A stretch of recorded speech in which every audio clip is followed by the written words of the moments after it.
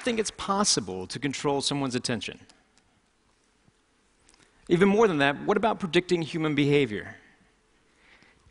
I think those are interesting ideas if you could. I mean, for me, that'd be the perfect superpower. Actually, kind of an evil way of approaching it. But for myself, in the past, I've spent the last 20 years studying human behavior from a rather unorthodox way, picking pockets. When we think of misdirection, we think of something as looking off to the side, when actually it's often the things that are right in front of us that are hardest things to see, the things that you look at every day that you're blinded to. For example, how many of you still have your cell phones on you right now? Great. Double check. Make sure you still have them on you. I was doing some shopping beforehand. Now, you've looked at them probably a few times today, but I'm going to ask you a question about them. Without looking at your cell phone directly yet, can you remember the icon in the bottom right corner? Bring them out, check, and see how accurate you were. How'd you do? Show of hands, did we get it? Now that you're done looking at those, close them down, because every phone has something in common. No matter how you organize the icons, you still have a clock on the front. So, without looking at your phone, what time was it? You just looked at your clock, right? It's an interesting idea. Now I'll ask you to take that a step further with a game of trust. Close your eyes. I realize I'm asking you to do that while you just heard there's a pickpocket in the room, but close your eyes. Now, you've been watching me for about 30 seconds. With your eyes closed, what am I wearing? Make your best guess. What color is my shirt? What color is my tie? Now open your eyes. By show of hands, were you right? It's interesting, isn't it? Some of us are a little bit more perceptive than others. It seems that way. But I have a different theory about that model of attention. They have fancy models of attention, Posner's trendy model of attention. For me, I like to think of it very simple, like a surveillance system. It's kind of like you have all these fancy sensories, and inside your brain is a little security guard. For me, I like to call him Frank. So Frank is sitting at a desk. He's got all sorts of cool information in front of him, high-tech equipment. He's got cameras. He's got a little phone that he can pick up, listen to the ears, all these senses, all these perceptions. But attention is what steers your perceptions, is what controls your reality. It's the gateway to the mind. If you don't attend to something, you can't be aware of it. But ironically, you can attend to something without being aware of it. That's why there's the cocktail effect. When you're in a party, you're having conversations with someone, and yet you can recognize your name, and you didn't even realize you were listening to that. Now, for my job, I have to play with techniques to exploit this, to play with your attention as a limited resource. So if I could control how you spend your attention, if I could maybe steal your attention through a distraction. Now, instead of doing it like misdirection and throwing off to the side, instead what I choose to focus on is Frank. To be able to play with the Frank inside your head, your little security guard, and get you, instead of focusing on your external senses, just to go internal for a second. So if I ask you to access a memory, like, what is that? What just happened? Do you have a wallet? Do you have an American Express in your wallet? And when I do that, your Frank turns around. He accesses the file. He has to rewind the tape. And what's interesting is he can't rewind the tape at the same time that he's trying to process new data. Now, I mean, this sounds like a good theory, but I could talk for a long time and tell you lots of things, and they may be true, a portion of them. But I think it's better if I try to show that to you here live. So, if I come down, I'm going to do a little bit of shopping. Just hold still where you are. Hello, how are you? It's lovely to see you. You did a wonderful job on stage. You have a lovely watch that doesn't come off very well. Do you have your ring as well? Good, just taking inventory. You're like a buffet. It's hard to tell where to start. There's so many great things. Hi, how are you? Good to see you. Hi, sir, could you stand up for me, please?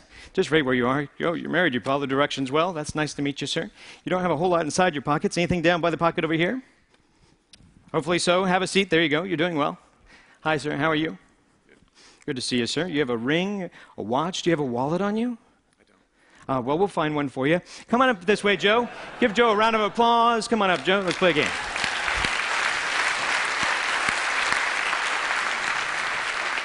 Pardon me. Don't think that you need this clicker anymore. You can have that. Thank you very much. Appreciate that. Come on up to the stage, Joe. Let's play a little game. Now, do you have anything in your front pockets? Money. All right, let's try that. Can you stand right over this way for me? Turn around and let's see. If I give you something that belongs to me, this is just something, a half poker chip. Hold out your hand for me. Watch it kind of close. Now, this is a task for you to focus on. Now, you have your money in your front pocket here. Yep. Good. I'm not going to actually put my hand in your pocket. I'm not ready for that kind of commitment. One time a guy had a hole in his pocket, and that was rather traumatizing for him. I was looking for his wallet, and he gave me his phone number. It was a big miscommunication. So let's do this simply. Squeeze your hand. Squeeze it tight. Do you feel the poker chip in your hand? I do. Would you be surprised if I could take it out of your hand? Say yes? Very. Good. Open your hand. Thank you very much. I'll cheat if you give me a chance. Make it harder for me. Just use your hand. Grab my wrist, but squeeze. Squeeze firm. Did you see it go? No. No, it's not here. Open your hand. See, while we're focused on the hand, it's sitting on your shoulder right now. Go ahead and take it off. Now, let's try that again. Hold your hand out flat. Open it up all the way. Put your hand up a little bit higher, but watch it close there, Joe. See, if I did it slowly, it'd be back on your shoulder. Joe, we're going to keep doing this till you catch it. You're going to get it eventually. I have faith in you. Squeeze firm. Squeeze. You're human. You're not slow. It's back on your shoulder. You were focused on your hand. That's why you were distracted. While you were watching this, I couldn't quite get your watch off. It was difficult. Yet you had something inside your front pocket. Do you remember what it was? Money. Check your pocket. See if it's still there. Is it still there? Oh, that's where it was. Go ahead and put it away. We're just shopping. This trick's more about the timing, really. I'm going to try to push it inside your hand. Put your other hand on top for me, would you? It's amazingly obvious now, isn't it? It looks a lot like the watch I was wearing, doesn't it? That's pretty good. That's pretty good. Oh, thanks. But it's only a start. Let's try it again a little bit differently. Hold your hands together. Put your other hand on top. Now, if you're watching this little token, this obviously has become a little target. It's like a red herring. If we watch this kind of close, it looks like it goes away. It's not back on your shoulder. It falls out of the air, lands right back in the hand. Did you see it go? It's funny. You got a little guy, he's union. He works up there all day. If I did it slowly, if it goes straight away, it lands down by your pocket. I believe, is it in this pocket, sir? No, don't reach in your pocket. That's a different show.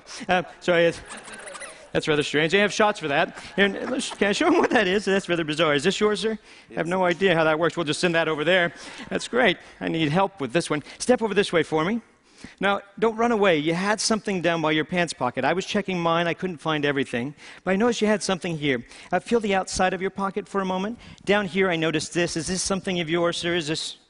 I had no idea. That's a shrimp. Yeah, saving it for later. You've entertained all these people in a wonderful way. Better than you know. So we'd love to give you this lovely watch as a gift. Hopefully it matches his taste. But also we have a couple of other things. A little bit of cash. And then we have a few other things. These all belong to you, along with a big round of applause from all your friends. Joe, thank you very much.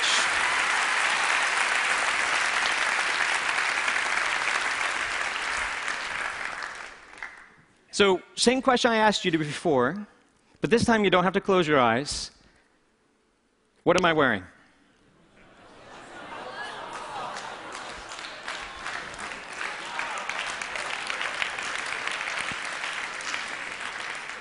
Attention is a powerful thing. Like I said, it shapes your reality. So I guess I'd like to pose that question to you. If you could control somebody's attention, what would you do with it? Thank you.